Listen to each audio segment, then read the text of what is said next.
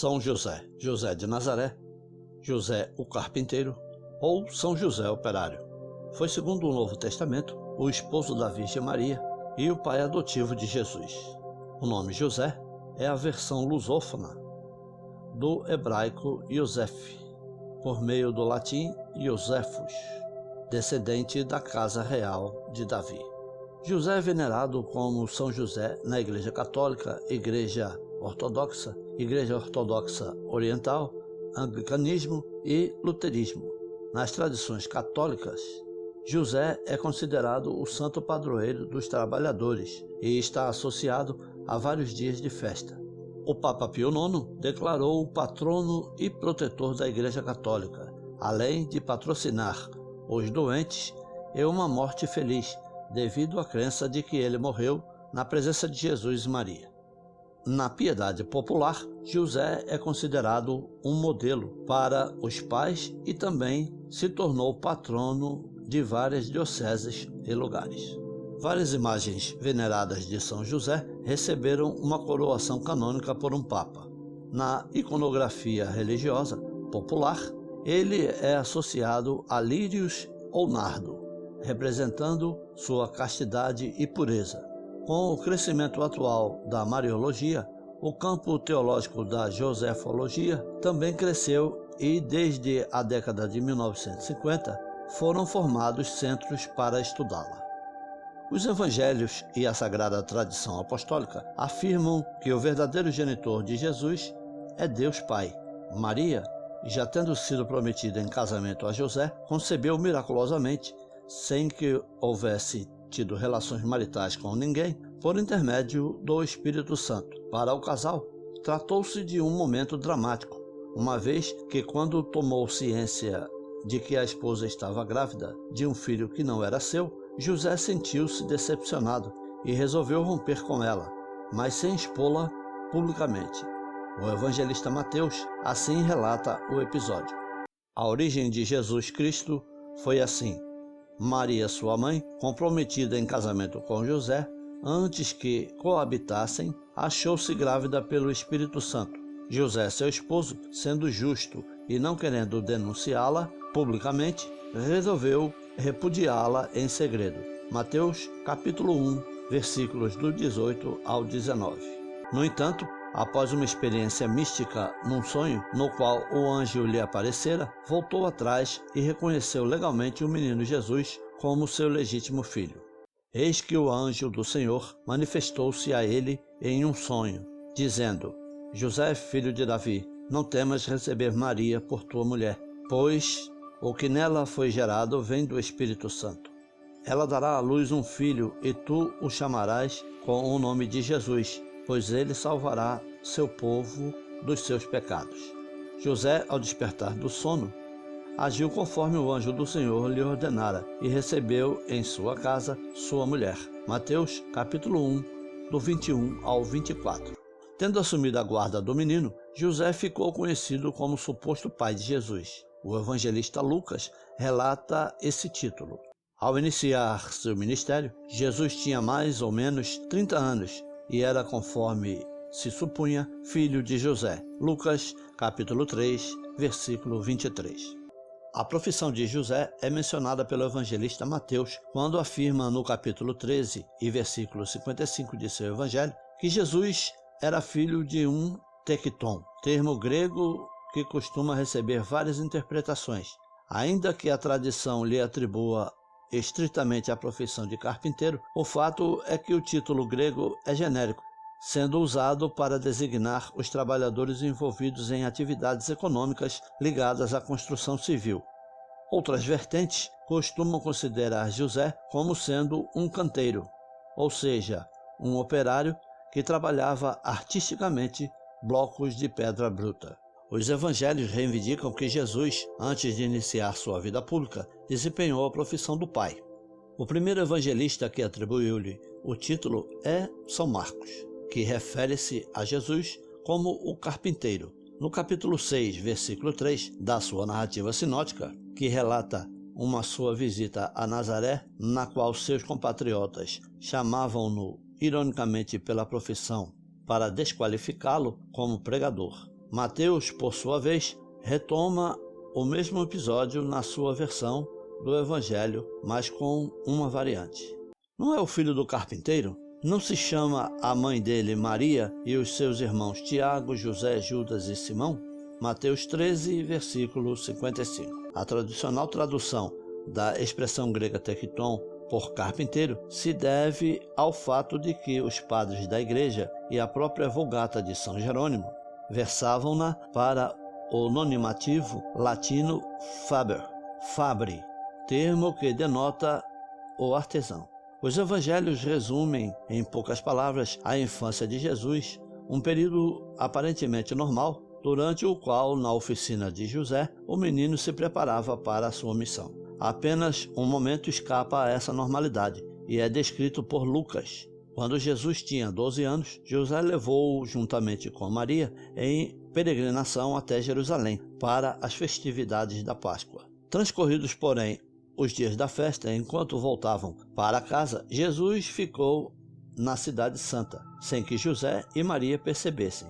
Depois de tê-lo procurado por 3 dias entre a multidão de peregrinos, foram finalmente encontrá-lo no templo, discutindo as Escrituras com os doutores da lei. De acordo com o evangelista Lucas, sua mãe o repreendeu, falando-lhe da preocupação que afligiu-a, assim como ao marido. Jesus, por sua vez, afirma ter Deus por pai na presença de José. Ao vê-lo, ficaram surpresos, e sua mãe lhe disse: "Meu filho, por que agiste assim para conosco? Olha que teu pai e eu, aflitos, te procurávamos." Ele respondeu: "Por que me procuráveis? Não sabeis que devo estar na casa de meu pai?" Lucas 2, versículos 48 e 49.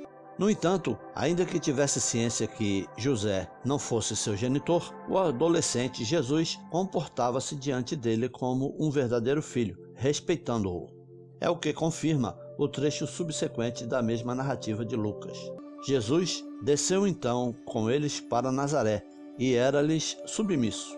Sua mãe, porém, conservava a lembrança de todos esses fatos em seu coração. Lucas, capítulo 2, versículo 51.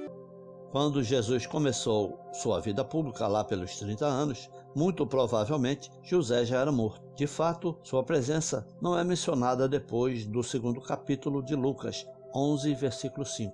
Somando-se à suposição o fato de que, quando Jesus é crucificado, este confia Maria ao seu discípulo amado, o qual, segundo o evangelista João, a partir desta hora, a recebeu em sua casa, uma preocupação que não teria sentido se José ainda fosse vivo. Os evangélicos canônicos mantêm-se sigilosos em relação ao término da vida de José. Há, contudo, livros apócrifos que relatam como teriam sido as horas derradeiras do pai adotivo de Jesus.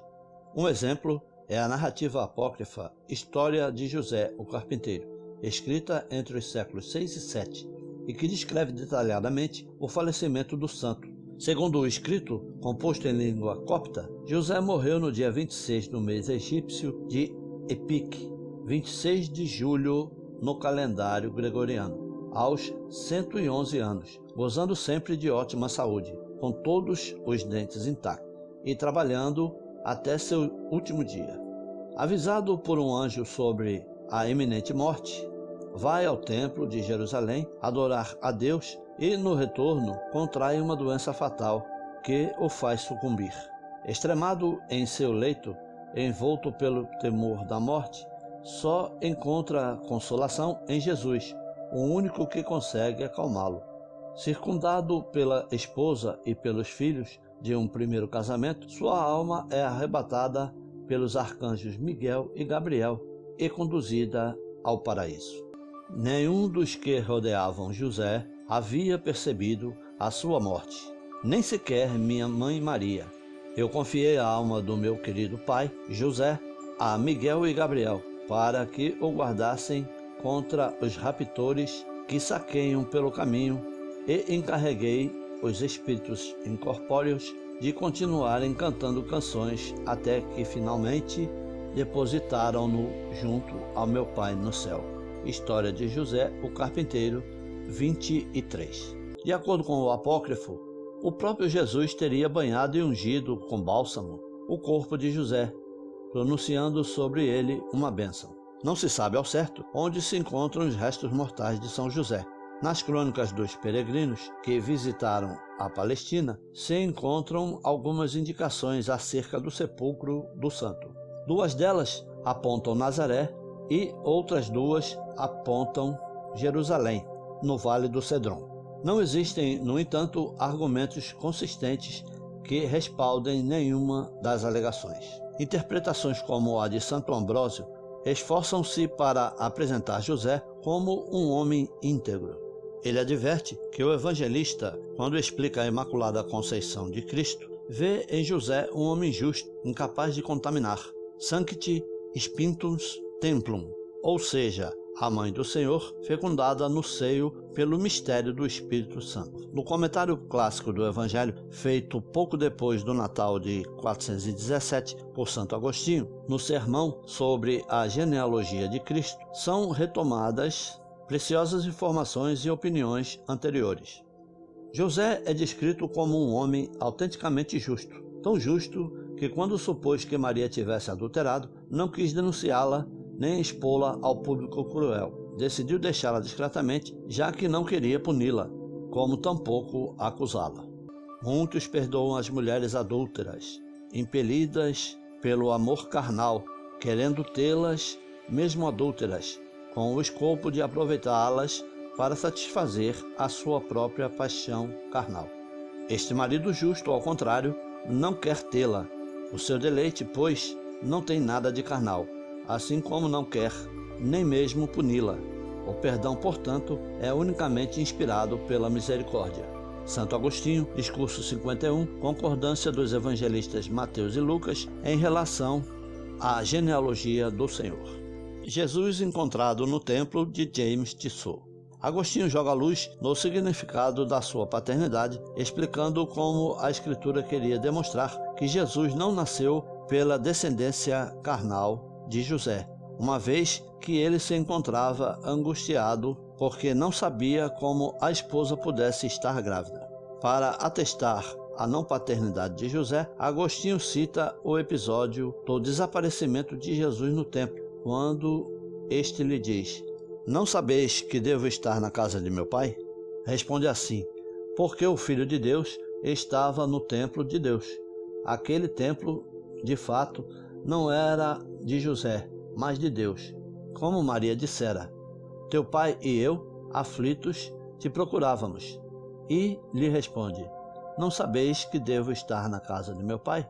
Na realidade, ele não queria fazer acreditar que fosse filho deles, sem que fosse, ao mesmo tempo, filho de Deus.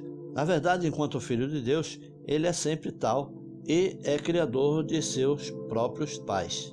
Enquanto filho do homem, por outro lado, a partir de um dado tempo, nascido da Virgem, sem consorte, tinha um pai e uma mãe. Agostinho sente, porém, a necessidade de dizer que Jesus não rejeita José como seu pai e, na verdade, sublinha como o jovem nazareno comportava-se durante a própria adolescência, submetido aos seus pais, tanto a Maria quanto a José. Para Agostinho, é muito importante explicar a paternidade de José, visto que as gerações são contadas segundo a sua linhagem e não segundo a de Maria. Enumeramos, por isso, as gerações ao longo da linhagem de José, porque, ao mesmo modo que é um casto marido, é também um casto pai.